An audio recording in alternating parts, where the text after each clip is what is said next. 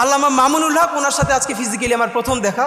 ওনাকে দেখে আমার যেই স্মৃতিটা মনে পড়ছে, ওনারও মনে আছে কিনা জানি না, কয়েক বছর আগেও মনে হয় 2 বছর আগে ওনাকে যখন জেলে নিয়ে আসলো, উনি জেলের যে জেলখানার যে গাড়ি, তো ওনার মাদ্রাসার জামিয়া রহমানিয়ার বেশ কিছু ছেলেরা খুব ভোরে সম্ভবত বোখারি শরীফ বুকে নিয়ে ওখানে লাইনে দাঁড়িয়েছিলেন, তারা তাদের উস্তাদের কাছে বোখারির সবক নিতে চান।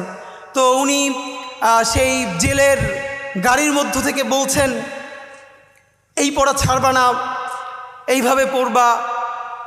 আমি ভাবি আসলে এই যে মাদ্রাসার শিক্ষা, মাদ্রাসার শিক্ষক ছাত্র জুলুম, এ নিয়ে তো প্রচুর কথা বলি, কিন্তু সত্য কথা এই পরিবেশটা আসলে বোঝা যায় মানে রুহানিয়াত এমন জিনিস, মানুষ নিজের চেয়ে নিজের উস্তাদকে ভালোবাসতে পারে। এটা মনে হয় সম্ভবত খুব কাছ থেকে না বুঝলে আসলে না চিনলে মানুষ বুঝবে না। তো শিক্ষক উনি যখন বলছেন যে এরকম পড়তে শুরু করবা, পড়া ছাড়বা না, তখন সেই ছেলেগুলো বুকে বোখারি শরীফ জড়াই ধরে কাঁদতেছে রাস্তায়।